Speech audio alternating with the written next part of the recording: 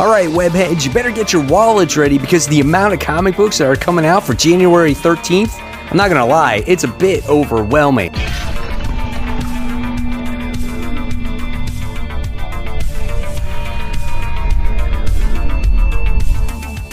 Hey, all my webheads out there, welcome back to Comic Book Corner 2.0. And fans, I am your host, Mike Spider Slayer, getting ready to bring you the top 10 most anticipated comic books. Fans, this is for January 13th, 2020. That's right, guys. It's never too early to start that pull list for next week. And like I said earlier, hopefully this list helps you make decisions on what comic books to buy.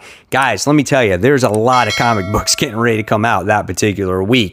Anyway, before we get started, if you want to help support Comic Book Corner 2.0, all you got to do is just go right onto my home screen, hit that join button. Right away, you become a member of Comic Book Corner 2.0. And again, it helps support the channel. So I just want to say thank you to all you guys on what you do. So let's get started with this week's countdown, and let's kick it off with the hot seat. Now, there are a lot of King in Black. There are a lot of regular comics, and there are a lot of DC Future State. So this week, I basically separated everything, and kicking off this week's hot seat, which is the book that I'm always on the fence about buying, it's going to be Sword issue number 2. That's right, webheads. Now, Sword issue 1 wasn't my favorite issue. It was a lot of people standing around talking about the crew. I didn't feel a hook when it came to the end of issue 1, and then right away we're going to a King in Black tie-in when it comes to this series. Now, the only reason why I'm probably am going to buy this book is because it does tie into King in Black. How it will go after King in Black is over, it's still yet to be determined. But after reading that first issue, I am not a fan. So we'll see what happens with it. I don't know. Hopefully it is a good tie-in, but a lot of these tie-ins haven't been that great. This book is 28 pages, $4. How do you guys feel about the X books after 10 of Swords so far at this point? Let me know in the comments below. All right, so moving on now to the actual continuation of King in Black tie-ins. Before we get into the countdown, this one goes to the Union. This is issue 2. So now we're getting ready to go to the second issues of when it comes to these tie-ins. And the first issue of this was quite interesting. It was supposed to be an Empire tie-in, and then we got introduced to this woman by the name of Britannia, and it looks like she wound up getting killed at the end of the last issue. A symbiotic dragon killed her, and it seemed like a quite interesting issue by the time you got to the end of it. Literally, though, most of these King in Black tie-ins all have to deal with some kind of symbiotic dragon battling the heroes, and it doesn't make it for a very original story. So I want to see where the plot goes besides them battling a symbiotic dragon, and does this Britannia actually truly die, or does she come back to life? We'll find out. So this book is 28 pages, and this one's $4. All right, so continuing on with King in Black tie-ins, we have Gwenom vs. Carnage. This is issue 1. So Gwen Stacy enters the fray against the King in Black. So obviously now she's bonded to a synthetic symbiote known as Ghost Spider, right? She's bonded to that. That's like her suit. And now maybe her suit looks like it's going to go crazy now that Null has arrived. So how does she battle against Null? What's her play in all this? I don't know. Again, it's just another one of these tie-ins that is just up there. And it's like, if you're a fan of all these characters, you're a fan of King in Black, and you want to collect the whole thing, this might be something for you. We'll see where it goes. This one is also 28 pages, and this one is $4. All right, this one looks interesting out of the bunch right here. This goes to King in Black, Planet of the Symbiotes. This is issue 1. Now, back in the day, we had a Planet of the Symbiotes. I actually have that miniseries, and it probably really didn't have any real significance until recently, right? Until this whole thing was going on with Venom and Donny Cates and everything else. And so the only description this book gives is darkness reigns over the Marvel Universe. King in Black tie-in. Also 28 pages, $4. So do we see like I guess maybe this is Null making a new planet of the symbiotes, which is Earth, because when you look at the cover, he's holding Earth in his hand and the symbiotic goo is taking over Earth. So I don't know what to expect at this one at all, but I love the cover. I love the font of the cover and everything. So it looks cool. I'll check it out, right? All right. And then next, the last one out of the bunch. This is probably the one actually I am looking most forward to. This is Thunderbolts. This is issue 1, part 1. It says Kingpin's killers versus an army of unkillable dragons. So like I said, every single tie-in has to do with them facing dragons.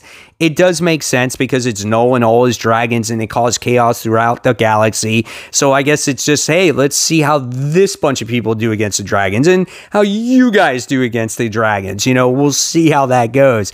But the thing is they're introducing another team of the Thunderbolts, which I like. So you have Taskmaster, Rhino, Star, Mr. Fear, Batrick, the Leaper, and Mayor Fisk is the one that's in charge of them. So I think that's actually really cool. And lately I've been a huge fan of Taskmaster ever since his miniseries has come out. So I think this could have potential of being a good book, and maybe this could get its own series when this ends. So we'll see what happens with that. And this one is also 28 pages, $4. So there you have all the King in Black tie-ins. So now let's go on to the official countdown of just regular books that's not tied to King in Black and not tied to Future State. So we'll talk about Future State later, and let's talk about the books that are not tied to any of that stuff. So number 10 on my list goes to Haha issue 1.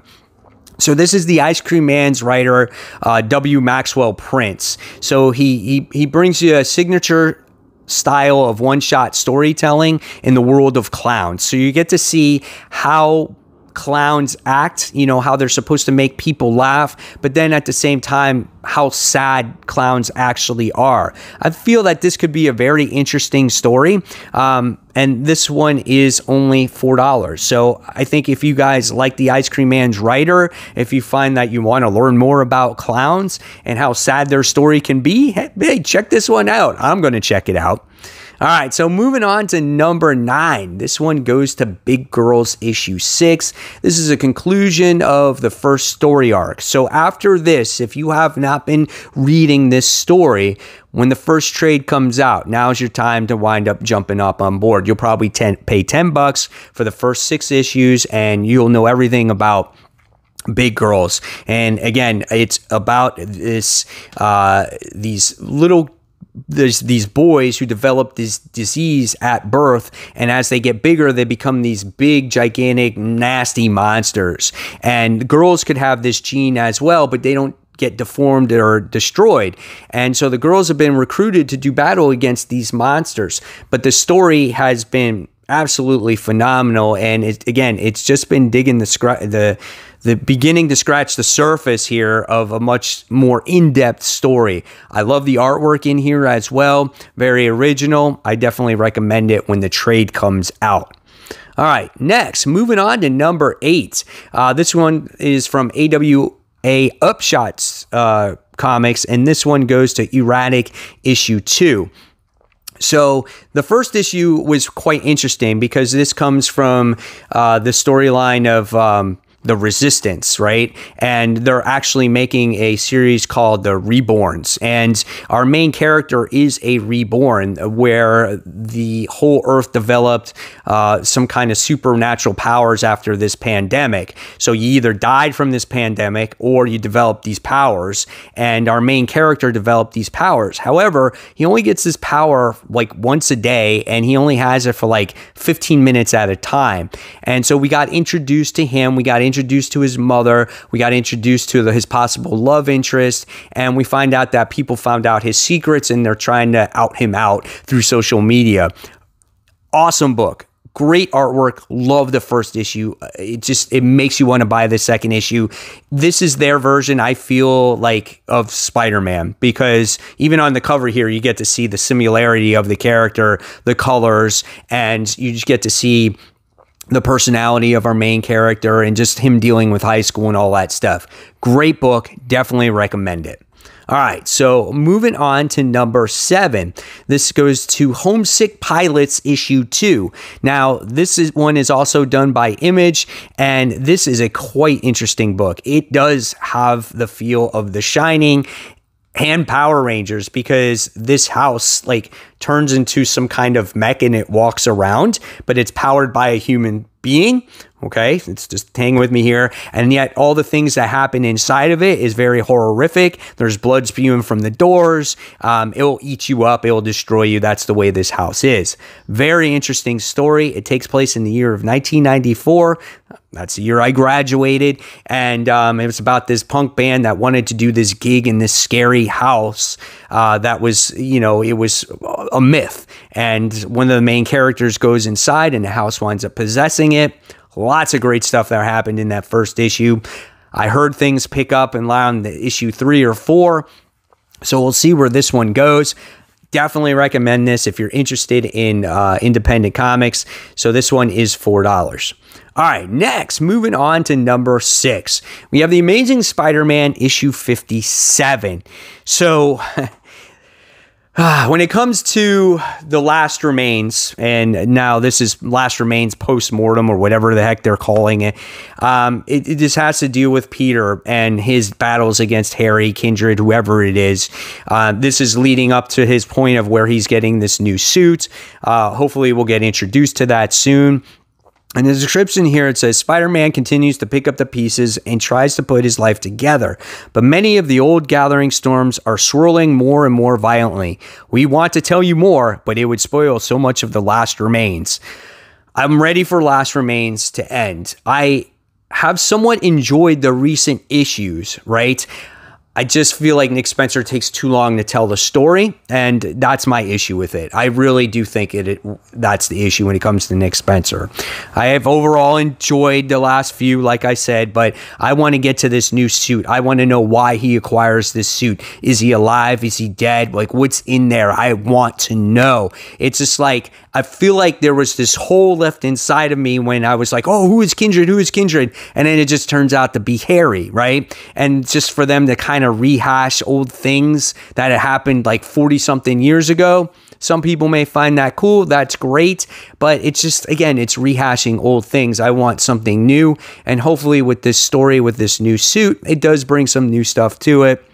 I don't know. That's just me. I'm being overcritical, I think, when it comes to my favorite character. I think I expect something more. I just don't know what that is yet. So we'll see what happens with the new story arc coming forward. So I'll stop rambling when it comes to Spider-Man. All right, so let's move on to number 5. So number 5 goes to another independent book, and this one goes to Seven Secrets issue 6. This one is done by Boom. Boom is one of my favorite independent publishers of 2020. They've come up with a lot of great stuff. Tom Taylor writes this book, and it's about all these carriers or holders or secret keepers of these secret briefcases. And there's a bunch of guys that are after these secrets, right? And as the reader, you want to know what are in these briefcases. But in the last issue, we found out that our group of good guys wound up being invaded by the bad guys, and a lot of people were dying. It was a very violent issue. There's great character moments in this book. There's a lot of great artwork in here. It reminds you of anime. Definitely maybe a book that's underrated, I think, but whoever reads it, from what I hear, they really enjoy it. So it's just a matter of finding it and reading it for yourself, to be a part of that group that reads this book. This book is 32 pages, $4. All right, so moving forward now to number 4. This goes to Marauders. This is issue 17. Now, I really enjoyed Marauders. I think it's one of my more favorite X books out there. And after Ten of Swords, this one really captured me because we got to see the continuation of Sebastian Shaw after he killed Kitty Pryde. Now, Kitty and Emma wanted revenge on him. They wanted to cause him torture and pain, kind of like the way Sebastian Shaw did to Kitty, right?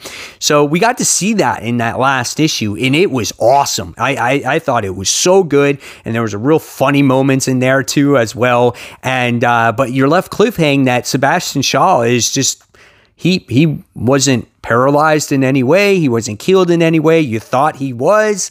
And now you're just left kind of just hanging going, oh shit, what's going to happen now? And I feel like these guys are going to have this vendetta against each other going forward. So Marauders is a good book. I've really enjoyed it. I know some people don't enjoy it as much as I do, but that's okay. That's fine. There's a lot of X books I'm not really enjoying that much after Ten of Swords. So here we go.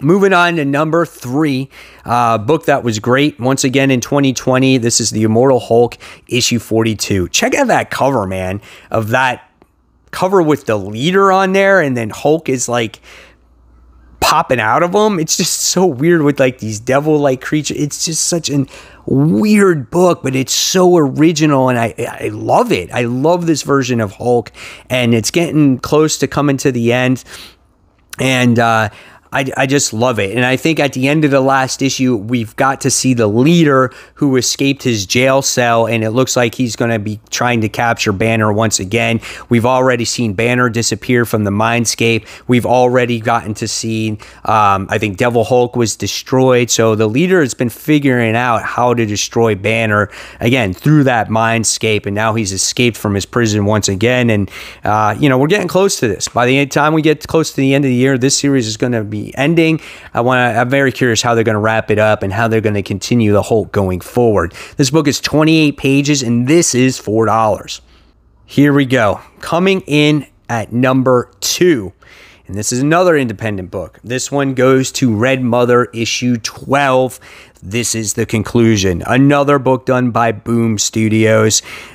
This is a book that I definitely recommend reading in trade because you're not going to probably find the back issues of this, but this woman has gone through hell and back. She has gotten mugged. She's got a prosthetic eye. She's been seeing red. She's been seeing demonic creatures. This is just a supernatural, just this messes with your mind type of book. You don't know what's real, what's reality. It just has you guessing the entire way through, and up until the last issue you've had questions. They still need to be answered. How are they going to wrap this whole thing up? Man, I can't wait to see how this ends. And the thing is, it's like it's not overly sized, or maybe there's going to be a volume 2. I don't know, but this is a great book, especially again if you like horror books. So this book is 32 pages, $4.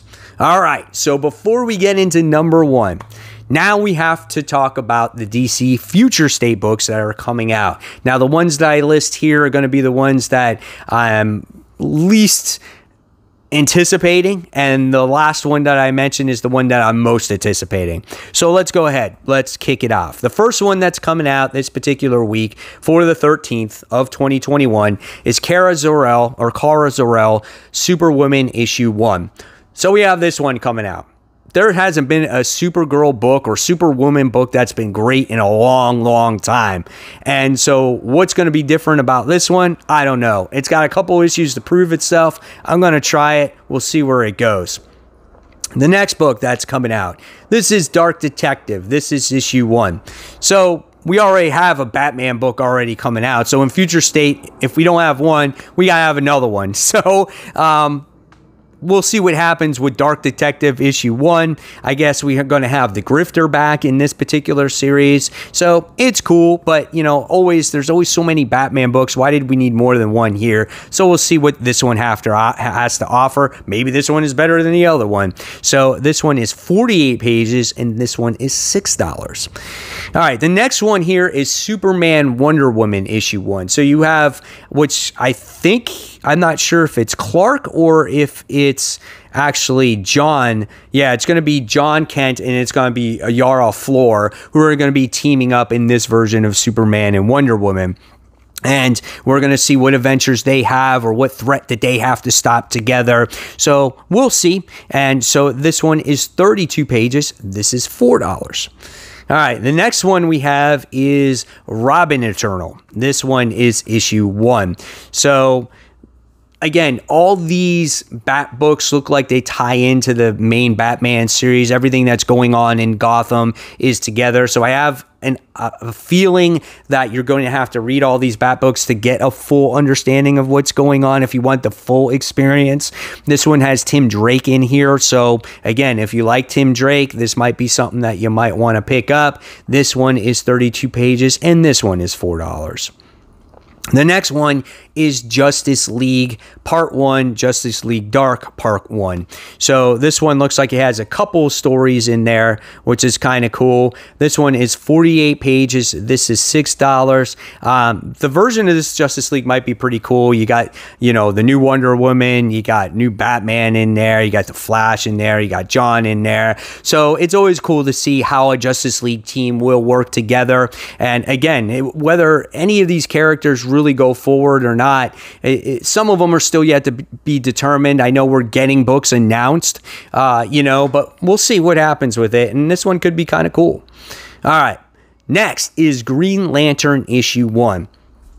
This is more highly anticipated than almost all of the Future State books in general, just because I've been looking for a solid or a different type of Green Lantern book, I guess, than Grant Morrison's. Grant Morrison's run on Green Lantern is just not my style. You know, I like Jeff Johns. I even like Kyle Rayner's run back in the 90s. And here, based off of this cover alone, right away, I'm seeing John Stewart, I'm seeing Kilowog, I'm seeing the Lanterns that I enjoy and that I want to read. So I'm really excited to see what Future State has to offer for the Green Lantern series going forward, and we'll see what happens with it. So this one is 48 pages, and this one's $6. This is going to be a huge, huge week, guys. Huge. All right. So the most anticipated book I'm looking forward to when it comes to Future State goes to Teen Titans issue 1.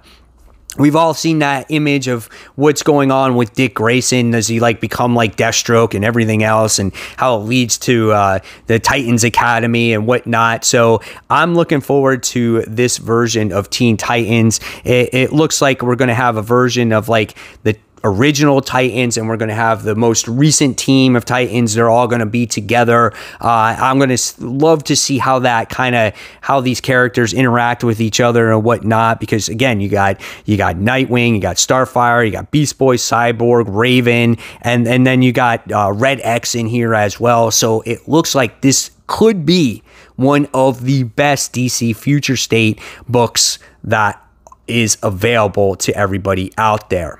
All right, so there you have all of those books. So at the end of the day, here we go. Here is my most anticipated comic book period for that week, and this one goes to Taskmaster issue 3. This is titled The Rubicon Trigger Part 3. And this book has been a surprise for me. This has been an awesome book, right? The artwork is gorgeous. The interactions between Tony Masters and Nick Fury is just priceless. And just seeing him go on this mission to clear his name from him, you know, from preventing him from killing Maria Hill, I think is really cool. And just his fighting ability himself is just, it's awesome to see that battle that he had in the last issue with Hyperion. I thought it was so cool. And oh my God, it was such a great book. I loved it. I'm speechless. I had so much fun with that book. And sometimes, you know, when it comes to these miniseries, you're kind of like, I don't want to pick them up. But, you know, when you don't expect a book to be good and then you pick it up and you read it, and not only is it good, but it blows your mind. It's such a nice and refreshing change of pace, right? And so this book is awesome. I can't wait to read the next chapter of this. And yeah, if you guys haven't read it, see if you can find the first 2 issues. Really good story. So there you guys have it. There are my top 10 most anticipated comics. plus some. And guys, I want to know in the comments below, which books are you going to pick up this particular comic book week for January 13th? Is it going to be all these books? Is it going to be more? Is it going to be a lot less? I want to know. And if you like this video, please give it a thumbs up, subscribe to the channel. Don't forget to hit that bell. And if you like any of the content here, I'm going to leave you more content right here to check out. Check out any one of those videos. And until next time, this is Mike Spider Slayer signing off. And thank you so much for watching, guys. Take care. Bye.